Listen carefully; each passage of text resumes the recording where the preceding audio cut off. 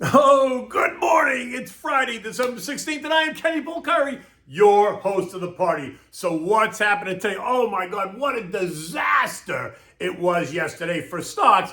And it appears as if it's going to be another disaster today as we move into the final trading day of the week, right ahead of the last 2 days of the trading year. So what is it that you need to know? Global central banks follow JJ's lead, and they tell us, guess what? It ain't over yet. So listen to when they say that. Stocks reacted by moving lower. Are you surprised? Don't be. Did you think they were going to rally hard on this news? And renewed talk of a recession apparently being reignited, to which I say, challenge. And what are we having for dinner? It's not really dinner, it's a dessert. It's the Candied Pecans, and you can use them on salads and desserts and cereals and all that stuff. Okay, look, global central banks followed suit and stocks got crushed, raising rates as expected while also delivering the same message. The Swiss National Bank, the Bank of England, the Philippine Central Bank, all raising rates by 50 basis points as expected. Norway followed by raising rates by 25 basis points, while Christine Lagarde, the European Central Bank president, made it crystal clear after raising rates by 50 basis points, which was also expected.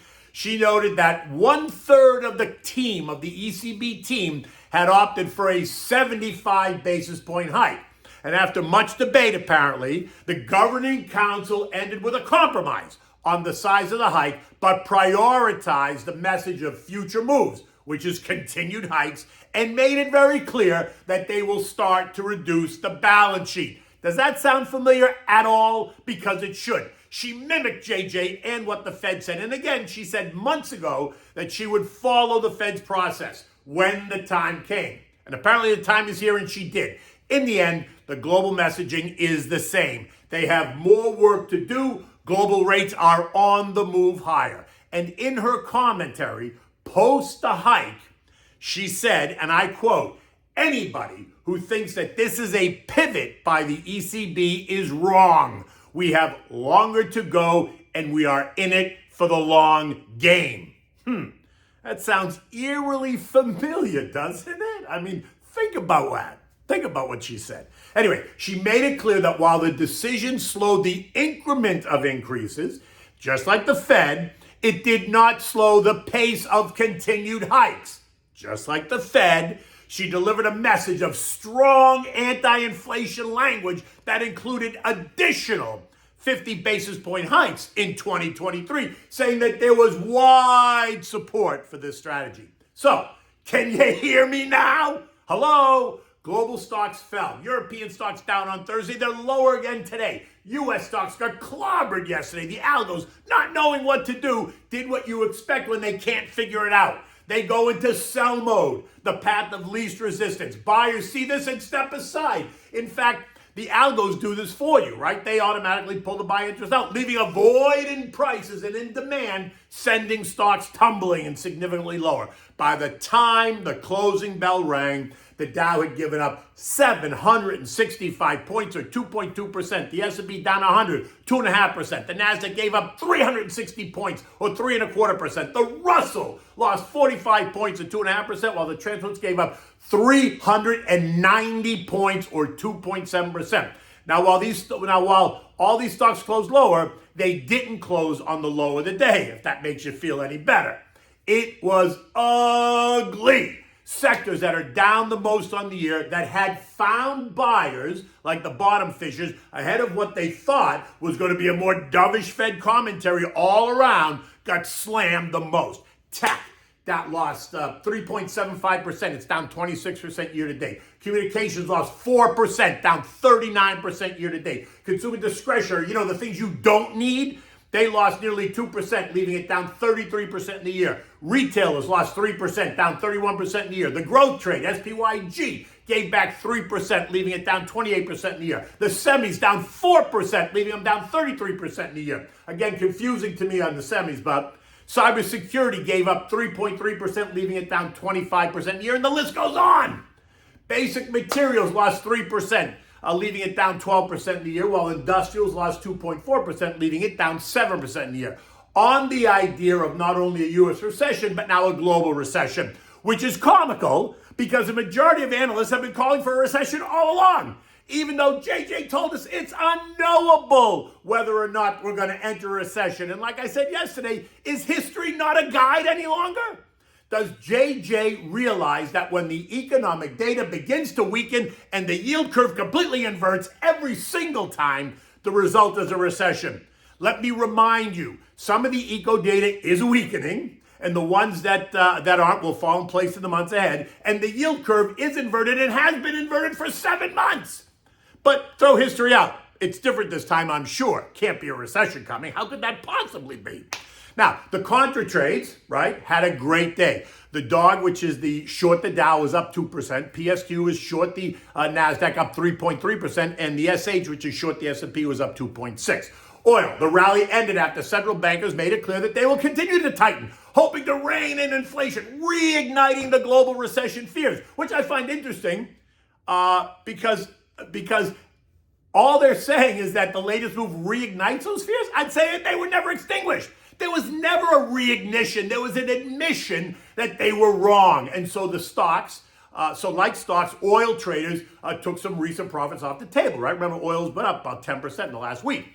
Oil fell 1.2% to end the day at 76.40, and this morning it's down a little bit more by 1.8%, trading at 74.70-ish. But that weakening demand story that they talk about, I'm not buying it. India is buying Russian crude oil like it's going out of style. Russia has caved on their demand that they would block any sale of Russian oil affected by the price cap, selling boatloads of Russian oil to India on tankers insured by Western companies, which means what? Any tanker insured by the Western insurance companies is bound to the price cap. So much for that. And China, yes, they're still in bed with Xi, and they just solidified their relationship with the Saudis, looking to create plenty of supply for that country. And demand in the U.S. is not going away anytime soon, right? Have you been on the roads recently? Have you been to any airport recently? Have you seen people allow their homes to freeze across the country recently? Come on. Unless we go into a 1930s style depression, demand destruction to the extent that they are suggesting is not happening. But that's just my opinion. I'm sure you have your own, right? That's what makes a market. Buyers and sellers. Gold remains just below $1,800 an ounce, leaving it in the 1740, 1818 range. There was no real reaction there. It kind of just churned in place. And now this morning, it's ugly again. U.S. futures continue to move lower. Dow down 330 points. Dow futures. The S&P futures down 44. The NASDAQ down 128. The Russell down by 24 points. All those indexes better than 1%.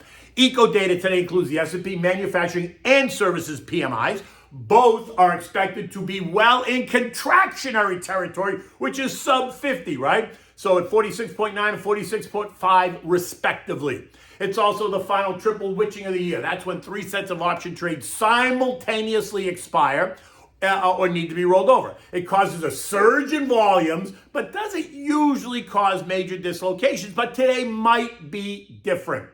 $4 trillion worth of options are due to expire today, and given the recent central bank language, this expiration could turbocharge another move lower, creating chaos in the markets while also, guess what, creating longer-term opportunities for the savvy investor. Now, we won't know this until it starts to happen, and if the futures action is any indication, then we can expect stocks to end the day a bit cheaper than where they are right now.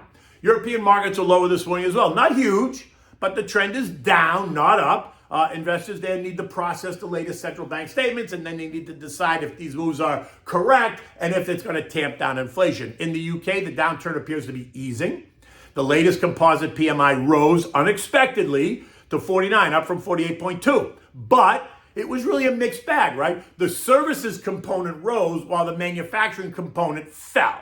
So that was a mixed bag. At 5 o'clock this morning, all those bourses across the continent were lower by about 0.8% across the board. So it's not a disaster by any stretch, but it is weak. The S&P closed last night at 38.95, down 100 points. Trendline support is at 38.61. And if futures are any indication, we're going to slice right through that like, how do you like it? A hot knife through butter, like Barbara Streisand says. If that happens, then watch for the algos to once again kick in and go into sell mode, right? It's going to be a technical sell signal as we broke the trend line. And don't expect buyers to just stand there waiting to get run over. They won't. They will step aside so that the weakness feeds on itself and becomes really a self-fulfilling prophecy. And so we could see stocks go lower. Now, look, it's also Friday. It's the end of an ugly week, and it feels like they're just going to throw everything out, including the kitchen sink. But that could change. Or maybe not. If we break the trend line, then 3,800 is clearly the next stop. I told you yesterday that we're now at the end of the year trading pattern. Moves can be and will be exaggerated over the next 10 trading days. Expect more in year-end tax loss harvesting, which is going to produce more selling. But remember, in case we get this outsized move to the downside, and it feels like we are, be ready to put more money to work in names that you have researched and you like and that are solid stories. If not, then sit back and enjoy the holidays. I'm still in the mindset that we're going to get this year-end Santa Claus rally that's going to just take the S&P back to the 4,000, 4,100-ish range. Right? We've got 10 days to do that. So make your plan, stick to the goals, take advantage of dollar cost averaging in your long-term tax advantage account. Overweight the stuff that people need. You know, I keep saying it, but I'm going to keep hammering it home. They're big, boring, and beautiful names that pay decent divvies. Staples, youth, healthcare, energy. Complement and then underweight that with some of the other sectors that you like, that you're not so sure about yet, that will underperform, at least in the first half of 2023, but you'll be there for when they take off. Okay, so what are we doing? So now I'm going to give you the Candied Pecans, because this is just around the holidays. You should always have them sitting in bowls around your house. People come in, they'll chomp on them. They're very delicious. And it's a quick and easy recipe that I got from a friend of mine named Scott. It works well as a gift, right? You can put them in little bags, give them away as gifts, so you can just have them on your table, and you can use them for salads and cereals and all that stuff. And desserts. You can clearly use them on top of like ice cream and all that. Anyway, okay, so for this you need 3 large egg whites, not the yolks, just the whites. You need a cup of white sugar, a teaspoon of cinnamon. You need 4 cups or 4.5 cups of pecan halves, right, cut in half. You need a half a cup of melted butter. And you can also add, if you want, like a tablespoon of maple syrup to just give it that extra sweetness. You're going to whip the egg whites. You're going to add the sugar and the cinnamon and the syrup if you're using it. Whip it around. Now add the pecans, blend it, get it all coated and covered, right? Now you want to spread the pecan mix. You want to take the butter. You want to put the butter on the baking tray, on the cookie sheet. Spread the butter all over the cookie sheet. Now put the pecans on top of the butter. Spread it all out along the cookie sheet so that you don't want a pile. You want them spread out. Put them in the oven at 350 degrees because you're going to preheat your oven at 350 degrees. I didn't tell you that, so make sure you do that. So when you put the pecans in, it's ready to go. And you want to bake them for about 30 minutes, but you want to go in there with a spatula and turn them over like every 10 minutes. So both sides, all sides kind of get the advantage of being roasted. And then you can tell, right? After about 30 minutes, it should be good. Be careful because any longer than that, they'll start to burn. The ones around the edges might start to burn. So just be careful. Keep your eyes on it. Take it out. Put it on the counter. Let them cool. If you want them to cool faster, just take the tray and stick it in the refrigerator or even stick it in the freezer. They'll cool really fast. Once they're nice and cool, they're done. You can, because they might stick together because of the sugar, you can just break them apart and either put them in a bowl and just put them around your home in the living room. Maybe you put it on the kitchen table. Maybe you put it just on the counter. Grab a few on your way out the door. You grab a handful and shove them down your mouth. Otherwise, you can also put them in little gift bags if you want. Or big gift bags, depending on what you want to do. Tie it with a nice little bow, put a message on there, and hand them out to your friends. Use it if somebody invites you over for a holiday drink. Bring a bag of Candied Pecans. It never hurts. In any event, it's Friday. The day is getting started. It looks hot. There's a storm brewing all over the country, sweeping right across the nation, about to hit the East Coast, and it's raining here in South Florida. So that tells me we're in for some rough weather. In any event, it's me again. The weekend is here. Take good care. Until Monday, I'll see you then.